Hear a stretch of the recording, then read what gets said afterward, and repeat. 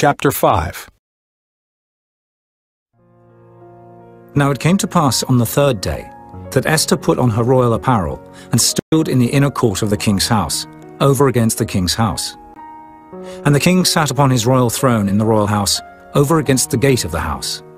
And it was so, when the king saw Esther the queen standing in the court, that she obtained favor in his sight. And the king held out to Esther the golden scepter that was in his hand. So Esther drew near, and touched the top of the scepter. Then said the king unto her, What wilt thou, Queen Esther, and what is thy request? It shall be even given thee to the half of the kingdom. And Esther answered, If it seem good unto the king, let the king and Haman come this day unto the banquet that I have prepared for him. Then the king said, Cause Haman to make haste, that he may do as Esther hath said. So the king and Haman came to the banquet that Esther had prepared. And the king said unto Esther at the banquet of wine, What is thy petition? And it shall be granted thee. And what is thy request?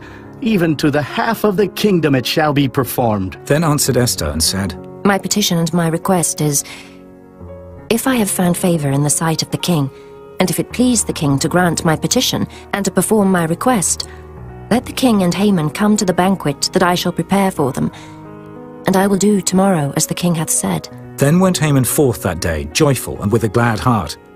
But when Haman saw Mordecai in the king's gate, that he stood not up, nor moved for him, he was full of indignation against Mordecai. Nevertheless, Haman refrained himself, and when he came home, he sent and called for his friends, and Zeresh his wife. And Haman told them of the glory of his riches, and the multitude of his children, and all the things wherein the king had promoted him, and how he had advanced him above the princes and servants of the king. Haman said moreover, Yea, Esther the queen did let no man come in with the king unto the banquet that she had prepared, but myself.